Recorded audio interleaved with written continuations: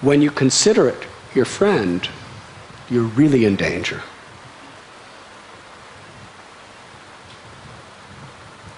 Because then you're easily exploited. So the mind will try to present, the uncontrolled mind under the influence of Maya or illusion will try to present himself as your friend. If you do this, you will be happy. Yes, yes, everybody knows what... Hiranyakashipu, let us take him as example, since he's the speaker of today's verse. He knows who Vishnu is. He knows what the soul is. He knows what the subtle body is. He's speaking beautifully about reincarnation here. He knows all of it. He knows what morality is. He knows what sinful activities are. His goal is to change the law of nature. The law of nature, when you sin, you suffer. And when you do pious things, you get happiness. Well, he wants to have the power to change that around. When you sin, you're happy. And when you do pious things, you have to suffer. That's his motivation. Yes?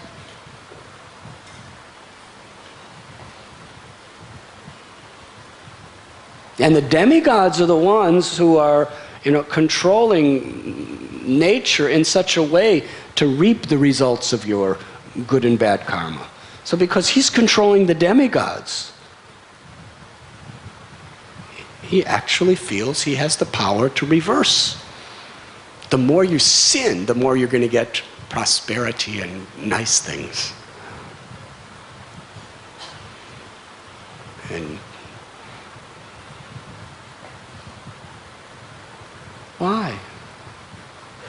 He knows philosophy. He's heard the words of the sages through the scriptures. But one problem: uncontrolled mind.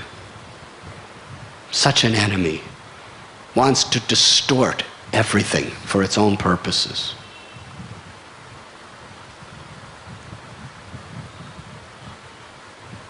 So we must control the mind and the senses on all sides with good intelligence. And where does that good intelligence come from? It comes from association of people who have good intelligence. Otherwise it's impossible. Practically impossible.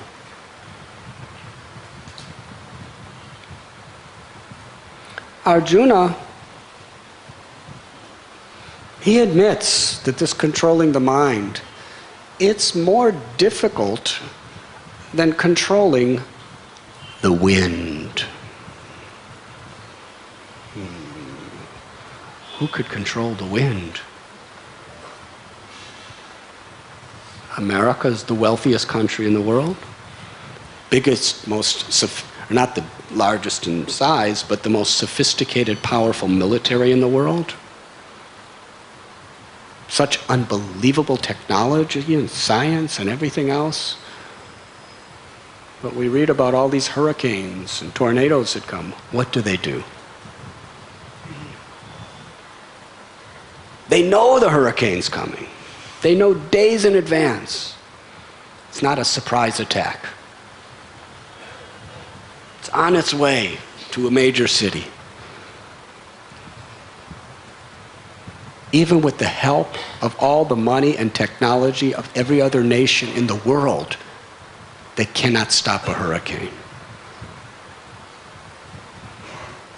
All their technology is just to get people out.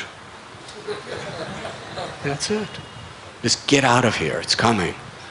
Well, what about your technology? Well, we're using all our radios and all our technology and telecommunications and transportation to get you out of here. But they can't resist it. It's too powerful. There is no power of a human being to stop the hurricane. individually or collectively. Yes?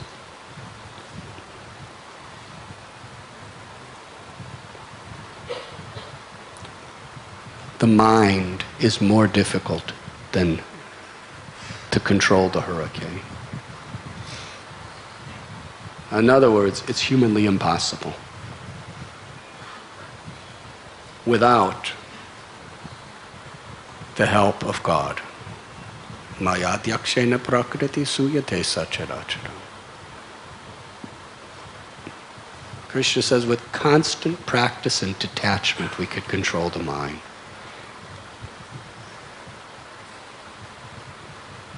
And ultimately to control the mind for material purposes through constant practice and detachment it's possible on a mundane level to some extent.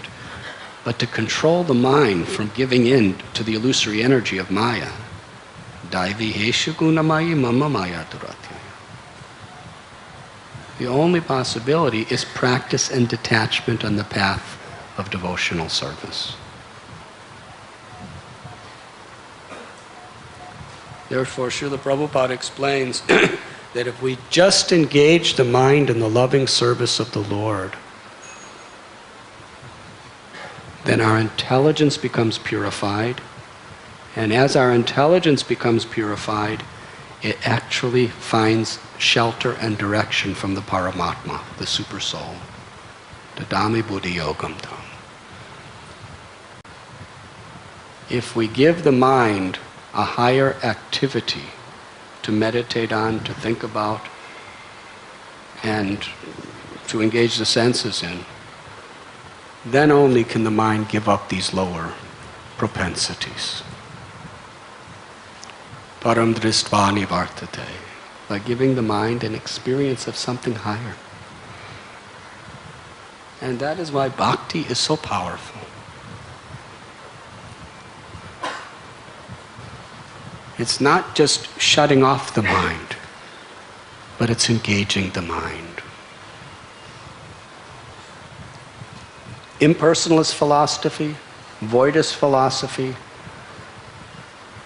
they're trying to gradually bring the mind to the state of no mind.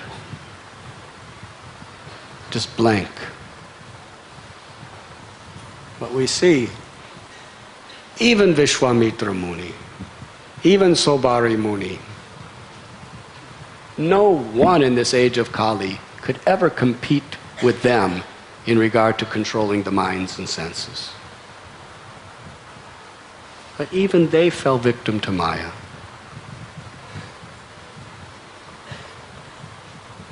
Somehow or other that tiger,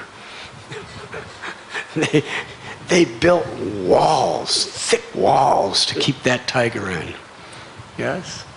But somehow or other, Vishwamitra Muni, can you imagine how he was controlling his mind? He could sit for thousands of years through rain, through heat, through cold, and not deviate from his meditation. Blazing fires with the summer sun on top of him, and he'd sit. Now us, our mind would be saying, get out of here.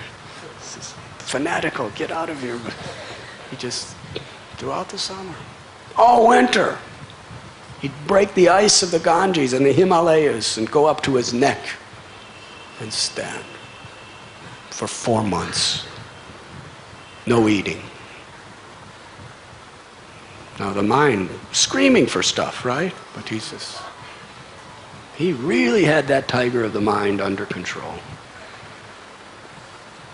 But because he didn't give the mind a higher taste, eventually it escaped. And what happened to poor Vishwamitra Muni? He got really entangled. But because he was a good person and everything, ultimately Ram came and saved him and he became a pure devotee. So the mind is like that. Unless we give it a higher experience, eventually it's going to run away from us.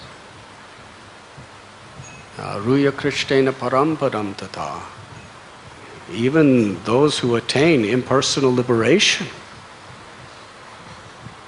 because they're not experiencing the higher taste of love which the soul needs.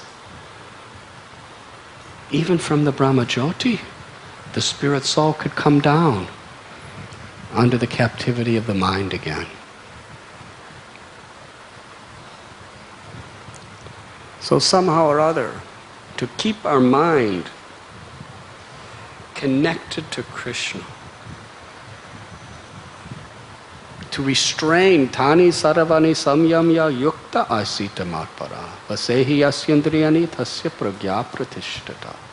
Krishna tells you must restrain the senses and fix the consciousness on me. These two things are very much required.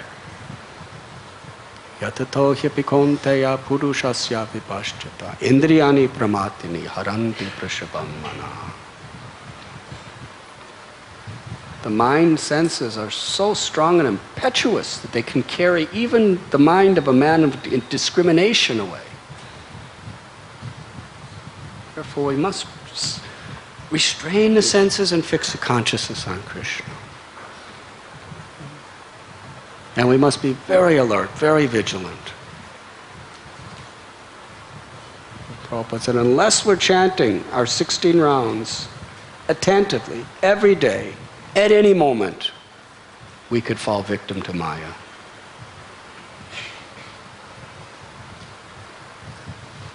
So all these regulative principles of Krishna consciousness, which are actually very joyful if we just have the right attitude. Sitting and chanting our rounds could be a terrible austerity, or it could be a blissful experience. Krishna reciprocates according to how we approach him. A lot has to do with our attitude.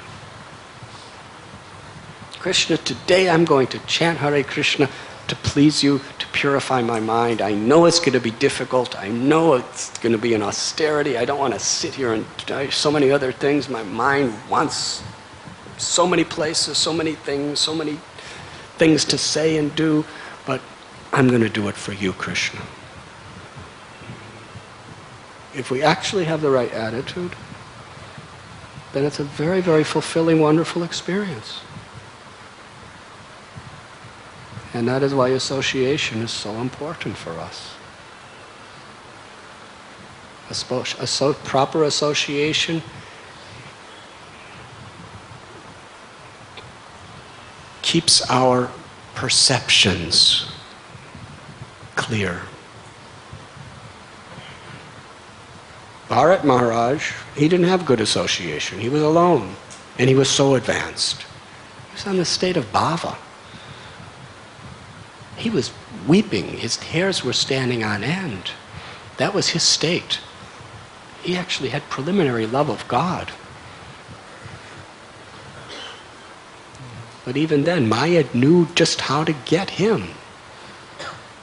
Due to his compassionate nature, he got on the sentimental platform and became attached to a deer. And because he was thinking of a deer at the time of death, he became a deer in his next life. King Puranjan, because he was thinking about a woman at the time of death, he became a lady in his next life. So what you focus on, that consciousness is going to carry your subtle body to the next life.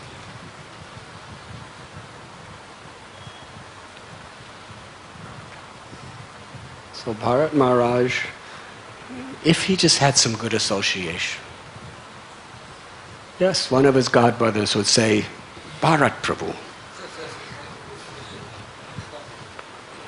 You know, if Govinda Prabhu was there. Say, Bharat Prabhu. You know, too much about this deer, you know. You can show compassion without becoming so attached. Right? But nobody was there, so his mind just carried him away. So association is very important. And social pressures are important.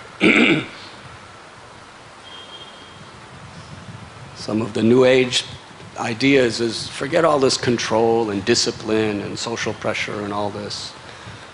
Just be free. But the problem is they're not free. There's no possibility of being free. They're just slaves being dragged here and there by the mind. And who's controlling the mind? The illusory energy, Maya. Is that freedom? That is the misconception. Freedom is to be able to do what you like. But you're not doing what you like. Your soul doesn't like it. You're being dictated by the dictator of the mind. And the mind is telling you you're free. Just like some dictators, they can exploit you like anything and tell you you're free. And your stupid people are going to think, I'm free. And more intelligent people will want to revolt, and they're the ones who'll get punished. Yes? It's history of the world.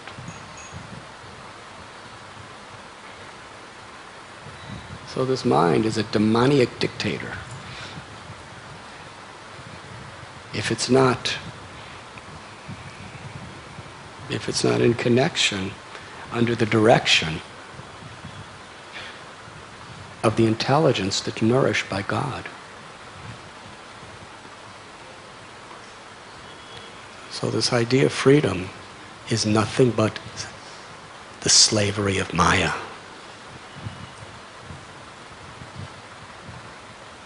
In order to actually be liberated, we must be liberated from the mind, from the polluted mind. And that is possible, especially and specifically, when we just keep the mind in harmony with the will of God. And in this age of Kali Yuga, where the mind is so difficult to control, the Lord has given us such an accessible process. Yes. We read about sages of previous yugas. For them to control the mind, they would sit for months and years at a time in one place without even moving their legs. Yes? Well, we're sitting for japa for an hour and a half. How many of you do not move your legs? What happens? Your leg starts going, and the mind is going, move it, no. Hare Krishna again. Finally, sometimes, at least I'll finish this round, then I'll move it. Well, they would just sit. And they mind focused, samadhi. Months, years at a time. That was the power that people had to control their minds in previous ages. But today, Kali Yuga, people's intelligence, their spiritual stamina is so weak.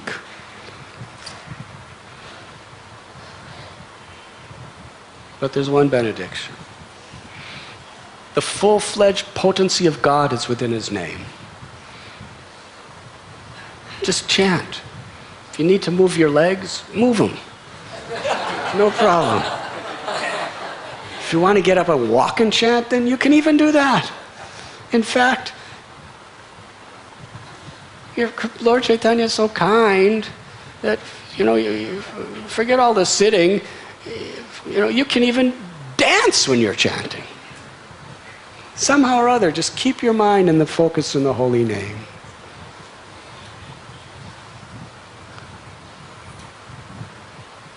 Keep your mind connected to Krishna. Therefore, this is the prime benediction for humanity at large. In every situation, anyone can keep their mind in Krishna simply by chanting the holy name.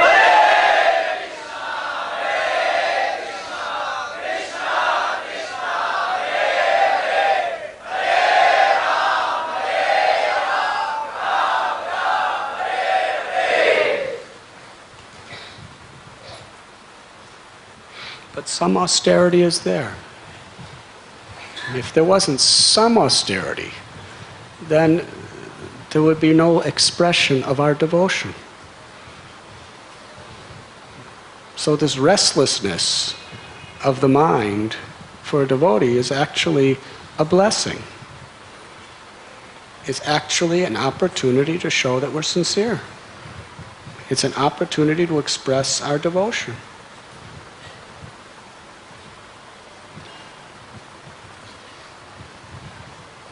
Is there any questions or comments? Gopinath Chandra Prabhu, do you have any comments?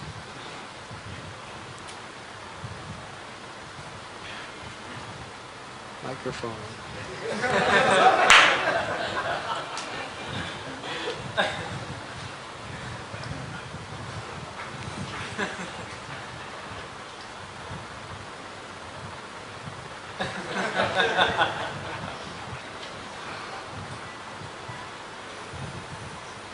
Is there any questions? Govinda Prabhu has a question. Maharaj, you are mentioning about how Hiranyakashipu and others, they perverted the philosophy. And even though it was perverted, still it was very powerful. We also see in our situation as managers or dealing with certain specific circumstantial situation, just to make the decision in our favor, we quite sometime quote Shastra, Niti and other scriptures and prove others that my point of view is right because I am quoting from the Shastra. But we know in the heart of our heart, actually I am just simply justifying and using the scripture also. So how to avoid this tendency and present everything so transparent that we are not affected by this justification through Shastra and pervert the philosophy. Give an example, please.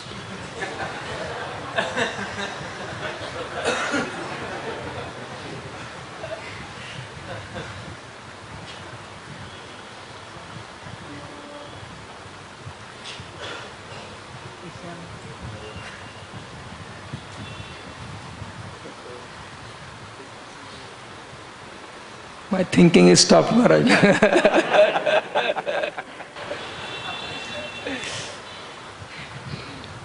If you know that it's not right, then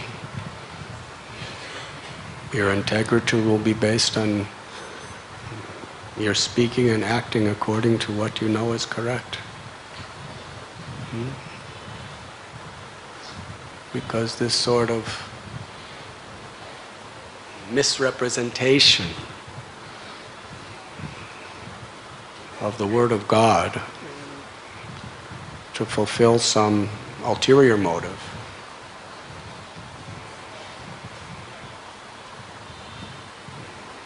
could lead to such deviation. Yes.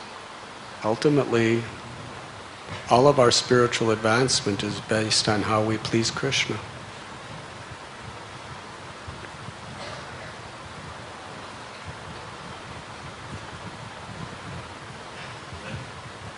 So in our management, if we're speaking and doing things that are displeasing to Krishna, we will lose His blessing, we will lose His grace. And will we succeed? In Krishna consciousness, ultimately management is about making decisions that is going to access Krishna's blessing and Krishna's mercy, because that's where our success is. Otherwise, it's, as they say, penny wise and pounds foolish. Shreyas and prayas. We may get something done now,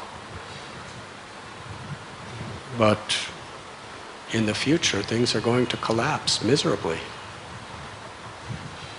because we're just setting the wrong standard. So good management has to see the whole picture, not just one little immediate part. Every part should be seen in relation to the whole. That's what management really is in Krishna consciousness.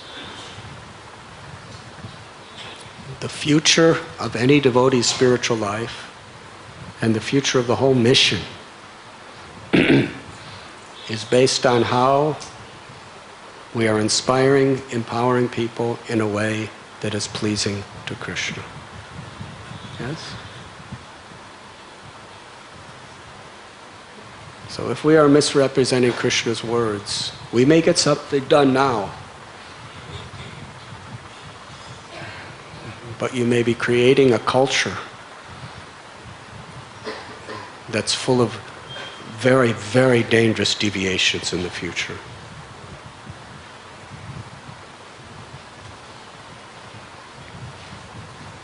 From a practical perspective. And from a spiritual perspective, you're not going to have Krishna's blessings. And this is oftentimes what happens. Devotees quote scripture to get something done, sometimes for themselves, to make things easier for themselves, even sometimes for sense gratification for themselves. Devotees have also have quoted scripture to exploit people. But usually such a person, the mind is such a cheater that it actually convinces you that actually you're doing the right thing.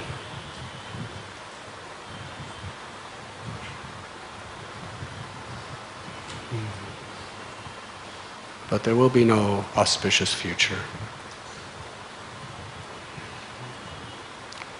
So management is serious responsibility. And when we're quoting Krishna's words, it's a serious responsibility. That we're quoting Krishna's words in such a way to fulfill Krishna's will, not our own separate will. So how to refrain from doing those things? By understanding the whole picture. And how we, in the name of service, we could be doing some effective service immediately, but we may be doing a massive disservice eventually.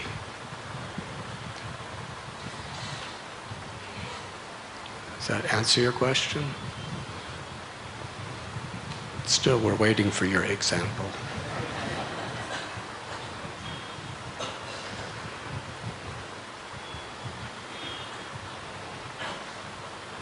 Is there any other question? Gauranga Kishore Prabhu.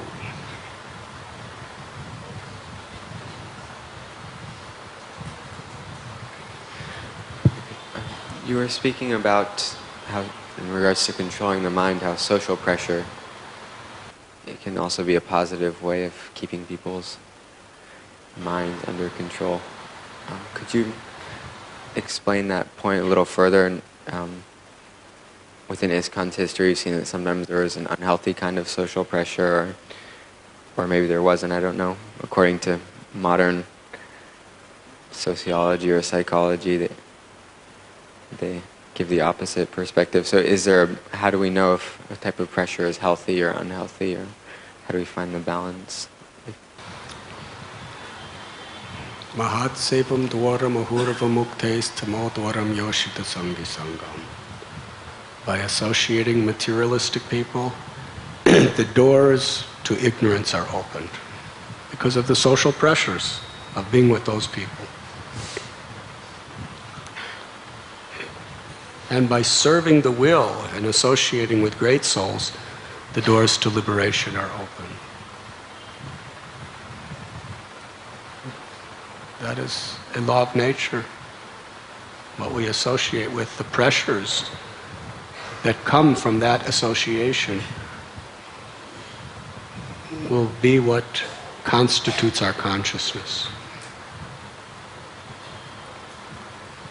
So we see what kind of social pressures are in this material world. Who wants to smoke cigarettes? It's all social pressure. It's a miserable thing. Just yesterday I was listening to Prabhupada talking about smoking cigarettes. Prabhupada, there's a cigarette called Cool. And Prabhupada sees this advertisement where there's beautiful waterfalls and fresh green trees. Man and a woman are going, this feels so cool. Prabhupada said, because of the social pressure, you're putting fire in your mouth and they're telling you it's cool and it's refreshing and you think it is. That's the power of social pressure. Then you become addicted due to social pressure. So unless there's positive social pressure, we're going to be victim to all the negative social pressures that are around us. So social pressure is healthy when it is directed by Guru, Sadhu, and Shastra. Yes? Even amongst devotees, there can be very, very unhealthy social pressure. There can be social pressure that leads you to be a fanatic. There could be social pressure that leads you to be a thief, to be dishonest, if that's the way people are living. Yes? Even amongst devotees. Because we all still have our anarthas. Just because we're in the society of devotees, it doesn't mean all the social pressures are going to be good. It's a question of whether we are following the dictations of Guru and Krishna or we're following the dictations of our own past conditionings. Yes? So we want the social pressures that help us to get up for Mangalarti, that help us to chant the holy names sincerely every day, that help us to follow these regulative principles of no illicit sex, no intoxication, no gambling, no meat eating. That's going to help us to be enthusiastic to serve. That's going to help us to be humble and respectful. Now the mind wants to do so many other things. But when everybody around has a nice service attitude and they're expecting you to, it makes it much easier for the mind to do it. Yes? So good association is such a priceless blessing. When everyone around is doing something else, the mind's tendency is to do that too. So it makes it very, very difficult. So we could know what good social pressure is just by reading Srila Prabhupada's books and understanding nicely. Is it helping me to be more strict in my sadhana? Is it helping me to be more humble and enthusiastic in my service attitude? Is it helping me to have more higher moral integrity? And it's wonderful. During the December marathon of books, due to social pressure, so many people went out. Probably most of the people who went out, it was due to social pressure. Yes? But almost everyone was in bliss when they were out. But what brought them out was the social pressure. Otherwise, why don't they go out the rest of the year? Practically none of you go out the rest of the year, only December, because there was so much massive social pressure. Nobody was forcing anyone to, but because everyone was doing it, everyone else wanted to do it. Yes? So that's very nice. Does that answer your question? Very well.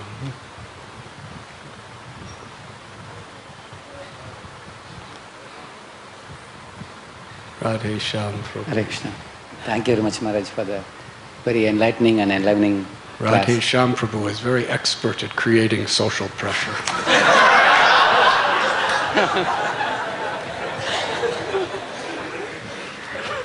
Very healthy, disciplined social pressure. Yes. Maharaj, in our Vaishnava philosophy, we make fine line differences even between Uddhava and the Brajabasis, and even between Uddhava and Maitreya. Even in exalted stages, there are finer levels of advancement, one over the other, like that. And even between the Sampradayas and different groups which follow the Vaishnava philosophy, every category claims uniqueness of its own, as well as often superiority over the other. And still I find that the very advanced, exalted Vaishnavas, like I read in one place in BTG, some devotees had published the article about Vallabhacharya, and later on Prabhupada scolded the devotees. And then he gave a very nice reply to Sumati Morarji.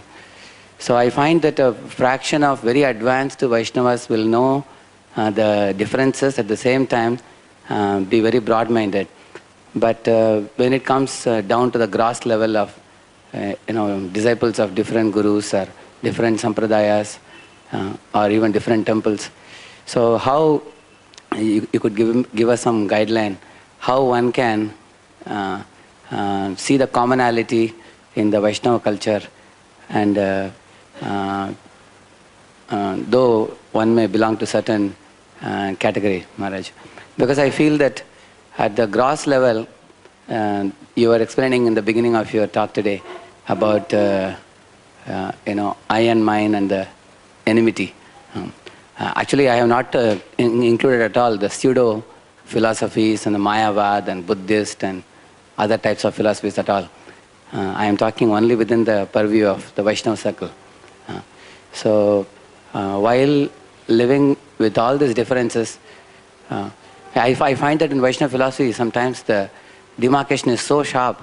I heard that Raghunath Das Goswami would not even drink the buttermilk from Sakistali, the place of Chandravali. So while marking such a sharp discrimination, how can one be broad-minded? You can kindly enlighten us, Maharaj.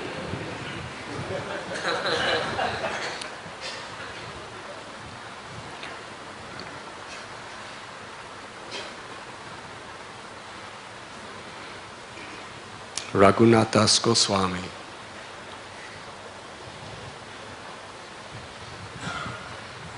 never criticized Chandravali.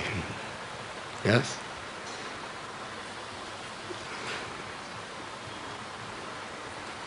He ultimately honored her position as an expansion of Srimati Radharani in Krishna service, in Goloka Vrindavan. But he was simply completely, on a personal level, completely faithful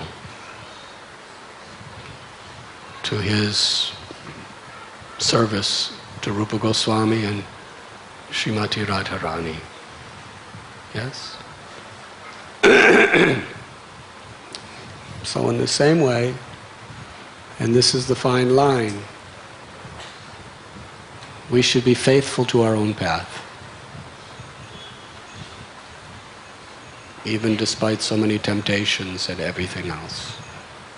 We should be completely faithful to our own path.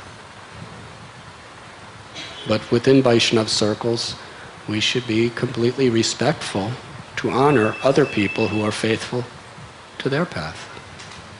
Yes?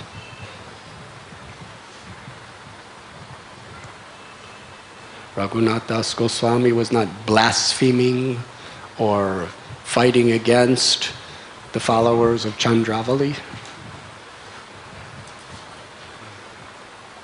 But he was completely faithful to his service to Sri Radharani. Yes? Ultimately, he understands that Radharani and Chandravali are simply doing, they're all both existing only for the pleasure of Krishna.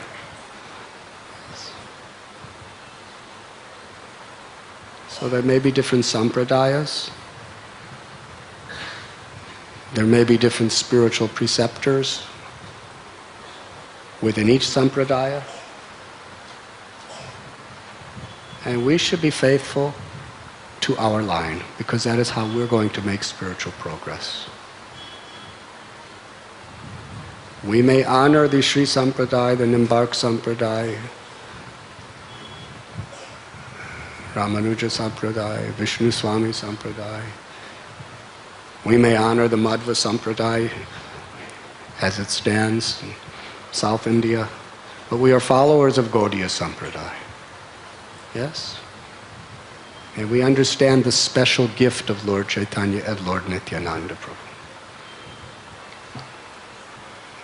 Special, most elevated gift.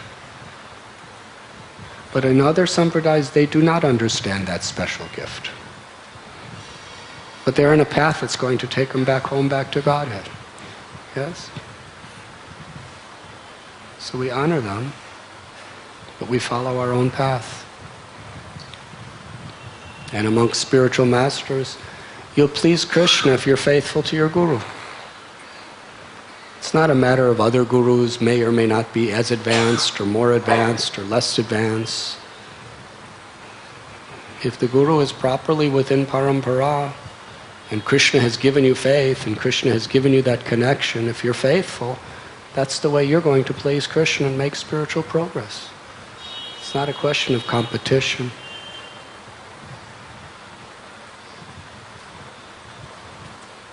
The faith you have in your guru, Krishna has inspired in somebody else toward another guru. So who are you to dictate to Krishna where people's faith should be?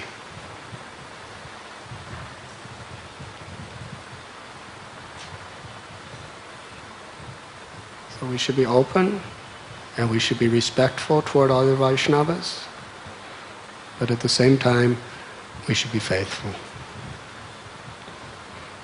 The tendency is extremes.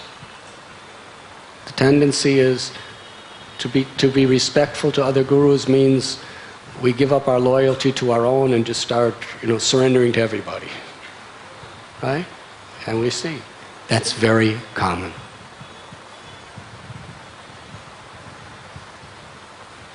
And the other extreme is everybody else is bogus. Only mine could go take you to Goloka. Yes, two extremes. They're both offensive.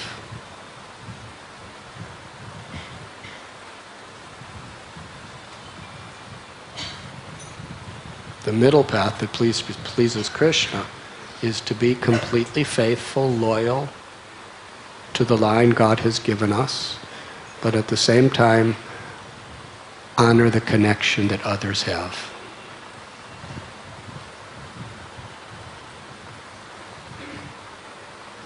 That takes a certain amount of maturity.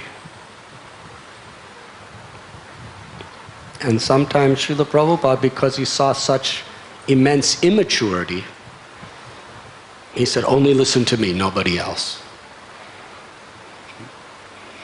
Because he saw that the tendency is devotees just want to explore and take from everywhere. And then there's no loyalty, there's no obedience, there's no focus. And it's harmful for their own spiritual lives. But in a mature state, we could offer all honor and all respects to all other gurus and all other sampradayas, but at the same time, we're completely faithful.